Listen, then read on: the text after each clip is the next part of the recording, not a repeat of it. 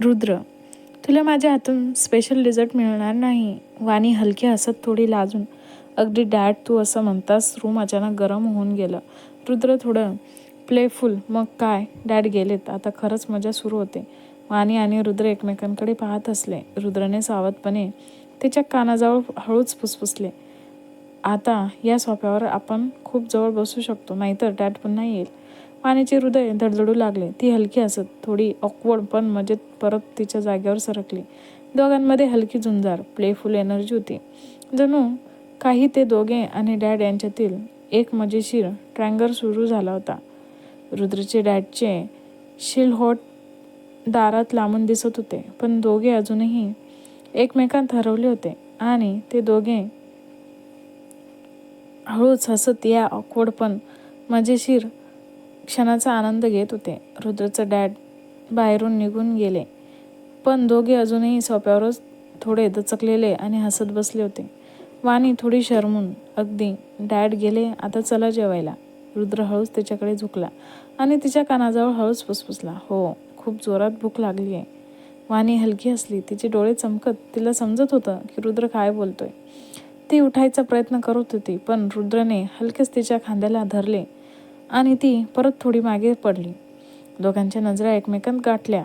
अचानक रुद्रने प्लेफुल टोनमध्ये हसत विचारले, हे पाहिजे की डॅड पुन्हा येईल असं वाटतं का तुला?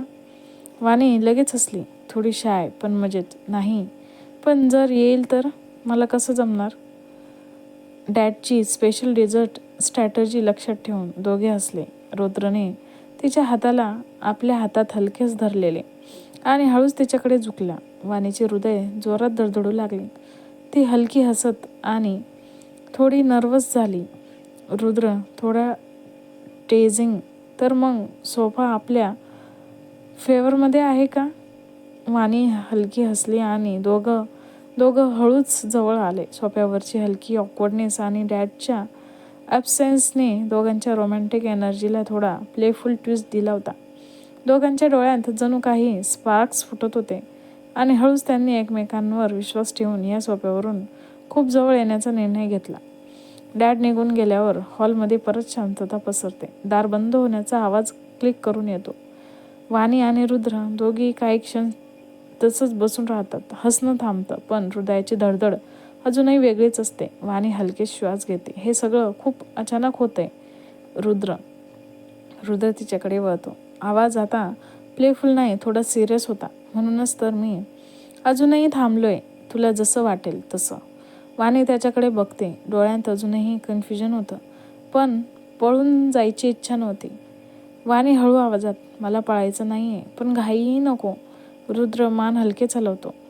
परफेक्ट, मला पण तेच हवंय. तो सोफ्यावर थोडा अंतर ठेवून बसतो, हात तिच्या जवळ, पण तिला टच न करता. क्षणभर सायलेन्स पसरतं. वाणी स्वतःहून थोडी जवळ सरकते.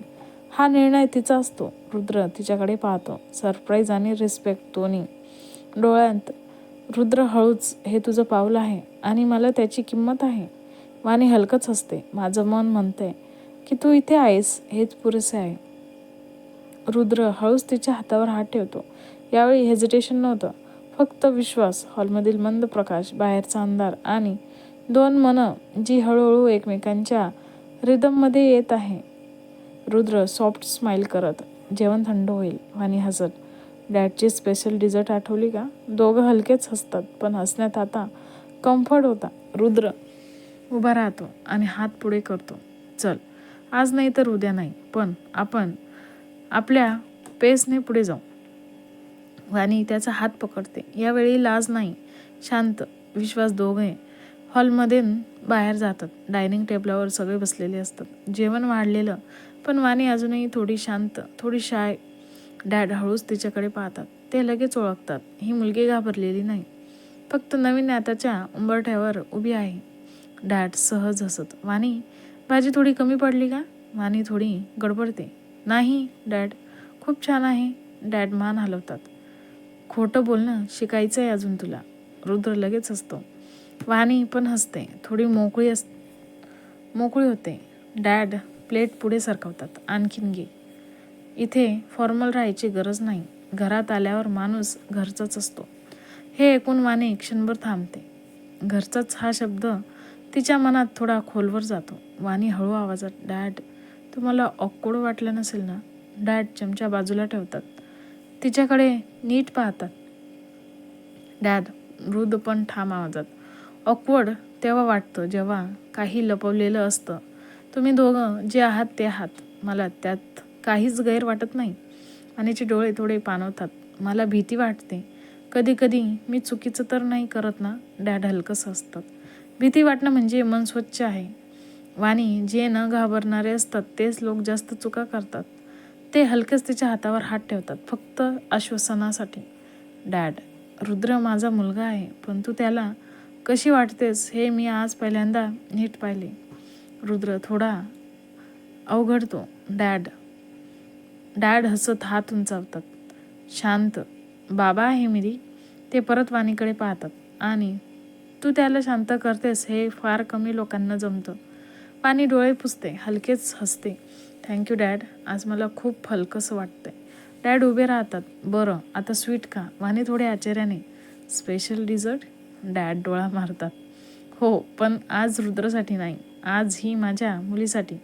वाणी क्षणभर थांबते. मुलगी हा शब्द ऐकून त्याच्या चेहऱ्यावर एक वेगळंच समाधान उतरते. रुद्र शांतपणे हे सगळं पाहत असतो. डोळ्यात कृतज्ञता असते. वाणी आणि डॅड एकमेकांकडे असतात. या नात्याला नाव दिलं जात नाही, पण आपुलकी स्पष्ट दिसते. दुसऱ्या दिवशी सकाळी ऑफिसमध्ये वेगळाच बज होता.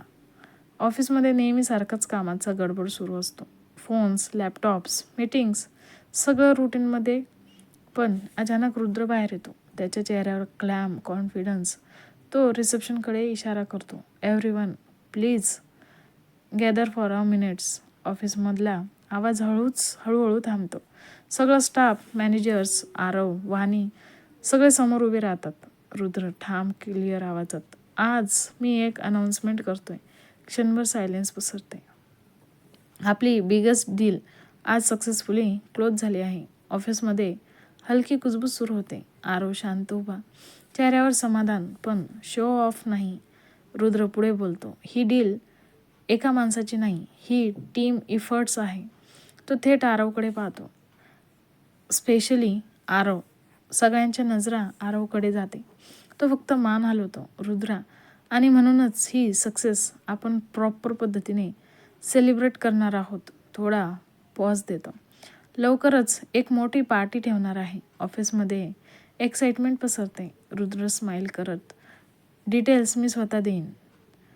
Till then get back to work. तो वळतो. अनाउन्समेंट संपलेली. वाणी आरवकडे पाहते, डोळ्यांत रिस्पेक्ट. वाणी लो व्हॉइसमध्ये, कॉंग्रॅट्स, तू डिझर्व करतोस. आरव हळूच उत्तर देतो, हे फक्त सुरुवात आहे. रुद्र दुरून हे पाहतो. त्याला माहीत असतं ही पार्टी फक्त सेलिब्रेशन नसणार आहे, ती अनेक नात्यांसाठी टर्निंग पॉईंट ठरणार आहे. आजचा भाग जर थोडासा जरी तुम्हाला आवडला असेल तर प्लीज सबस्क्राईब नक्की करा आणि कमेंट करायला विसरू नका. धन्यवाद.